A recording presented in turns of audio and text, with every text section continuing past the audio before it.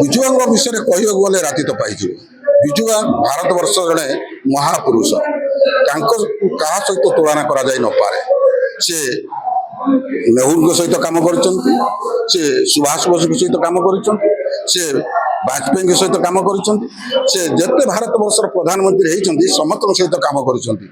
ଏବଂ ସେ ଲୋକ ଆମେରିକା, ରଷିଆ, ଚୀନ ଯେ ଆଜି ବିଶ୍ୱର ତିନୋଟି ମହାରାଷ୍ଟ୍ର ଯେ ମହାଶକ୍ତିଶାଳୀ, ତାଙ୍କ ସହିତ କାମ କରି ବନ୍ଧୁତା, ଭାରତର ବନ୍ଧୁତା ସ୍ଥାପନ କରିଥିଲେ, ଯୋଉଥିପାଇଁ ଭାରତର ଗାରିମା ବଢ଼ିଥିଲା। କିନ୍ତୁ ଆଜି ଦୁଃଖର ବିଷୟ, ଯୋଉ ଆମେରିକା ଭାରତକୁ ନଚଉଛି ସେ ଆମେରିକା ଦିନେ ଭାରତ ପାଖରେ ସରେଣ୍ଡର କରିଥିଲା। ଦୁଃଖର ବିଷୟ, ଯୋଉ ଚୀନ ଆଜି ଧମକଉଛି ସେ ଚୀନ ଭାରତ ପାଖରେ ପରାସ୍ତ ହେଇଥିଲା କେବଳ ବିଜୁ ପଟ୍ଟନାୟକଙ୍କ ସହଯୋଗିତାରେ। ଏଣୁ ସେଥିପାଇଁ ସେ ଜନନାୟକ, ସେ ମହାପୁରୁଷଙ୍କୁ ମନେ ରଖିବା ପାଇଁ, ସେ ମହାପୁରୁଷଙ୍କର କୀର୍ତ୍ତି ଓଡ଼ିଶା ଜାଣିଛି। 13 ଜିଲ୍ଲାରୁ 14 ଜିଲ୍ଲାରୁ 30 ଜିଲ୍ଲା ସେ କରିଥିଲେ। ଗୋଟିଏ ଦିନରେ ନିଷ୍ପତ୍ତି କରିଥିଲେ ଯେତେକ ବିଟି ସିଟି ଅଛନ୍ତି ସମସ୍ତେ ଚାକିରି କରିବେ। ଗୋଟିଏ ଦିନରେ ଚିନ୍ତା କରିଥିଲେ ମଜୁରୀ ବଢ଼େଇ ଦେବା ପାଇଁ, ସେ ସମସ୍ତଙ୍କର ମଜୁରୀ ବଢ଼େଇ ଦେଇଥିଲେ ଗରିବ ଶ୍ରମିକ ମାନଙ୍କର। ଯେହେତୁ ବିଜୁ ପଟ୍ଟନାୟକ ଯେହେତୁ ଠିଆ ନିଷ୍ପତ୍ତି ନିଅନ୍ତି, ଠିଆ ସମସ୍ତ କାର୍ଯ୍ୟ ସମ୍ପାଦନ କରନ୍ତି, ତେଣୁ ତାଙ୍କୁ କାହା ସହିତ ତୁଳନା କରାଯାଇପାରିବ ନାହିଁ। ସେ ଭାରତବର୍ଷର ପ୍ରଧାନମନ୍ତ୍ରୀ ସ୍ଥିର କରୁଥିଲେ, ସେ ହେଉଛି ଓଡ଼ିଆ, ସେ ହେଉଛି ଓଡ଼ିଆର ଅସ୍ମିତା। ଯିଏ ଭାରତବର୍ଷର କିଏ ପ୍ରଧାନମନ୍ତ୍ରୀ ହବ ତାଙ୍କ ନା ଇଏ ପ୍ରପୋଜ କରୁଥିଲେ, ତାହା ହିଁ ସ୍ଥିର ହଉଥିଲା। ଇଏ ହେଉଛନ୍ତି ବିଜୁ ପଟ୍ଟନାୟକ, ଇଏ ହେଉଛନ୍ତି ଓଡ଼ିଆର ଅସ୍ମିତା, ଇଏ ହେଉଛନ୍ତି ଆମର ଗର୍ବ, ଇଏ ହେଉଛି ଆମର ଗୌରବ।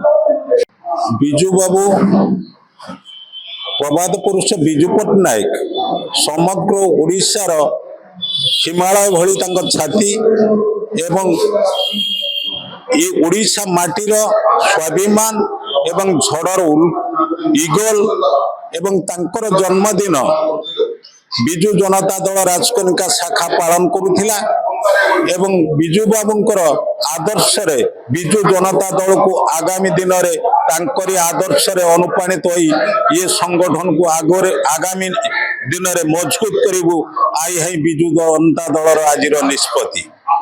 ଏବଂ ସର୍ବଶେଷରେ ତାଙ୍କର 29ତମ ଶ୍ରାଦ୍ଧ ବାର୍ଷିକ ଉତ୍ସବରେ ସିଏ ଯୋଉଠି ଥାଉନ୍ତୁ, ଯେମିତି ଥାଉନ୍ତୁ, ଓଡ଼ିଶାର ପ୍ରଗତି ଦିଗରେ ଆମକୁ ସହାୟତା କରନ୍ତୁ, ସେଇ ଜଗନ୍ନାଥଙ୍କ ନିକଟରେ ଏହା ହିଁ ପ୍ରାର୍ଥନା।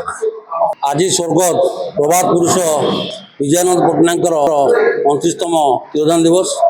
ଏହି ତିରୋଧାନ ଦିବସରେ ଆମେ ରାଜକନିକା ବିଜୁ ଜନତା ଦଳ ପରିବାର ତରଫରୁ ଏକ ସାଧାରଣ ସଭାର ଆୟୋଜନ କରାଯାଇଥିଲା।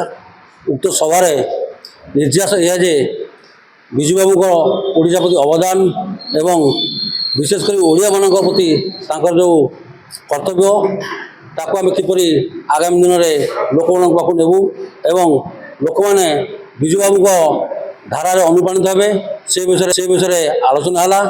ସର୍ବଶେଷରେ ବିଜୁବାବୁଙ୍କୁ ଶ୍ରଦ୍ଧାଞ୍ଜଳି ଜଣାଇ ସଭାଟିକୁ ଶେଷ କରା। ରାଜକନିକା ବ୍ଲକର ବିଜୁ ପ୍ରେମୀମାନେ ଏହି ନୟନ ମଣ୍ଡପଠାରେ ଉପସ୍ଥିତ ହୋଇ ତାଙ୍କୁ ଶ୍ରଦ୍ଧାଞ୍ଜଳି ଦେବା ସହିତ ତାଙ୍କର ସ୍ମୃତି ଚାରଣ କରିଥିଲେ। ସେ ଥିଲେ ନବ ଓଡ଼ିଶାର ନିର୍ମାତା, ଦୁଃଖୀ ଦରିଦ୍ରର ସଖୀ, ନୂଆ ଓଡ଼ିଶା ଗଢ଼ିବାର ବିନ୍ଧାଣୀ। ଏହି ପବିତ୍ର ଦିବସରେ ଆମେମାନେ ତାଙ୍କ ପଦାଚରଣ ପୂର୍ବକ ତାଙ୍କ ପଦାଙ୍କରେ ଆଗେଇ ଯିବୁ ଏବଂ ଓଡ଼ିଶାର ଦୁଃଖୀଙ୍କର ସେବା କରିବୁ ବୋଲି ଶପଥ ନେଇଛୁ।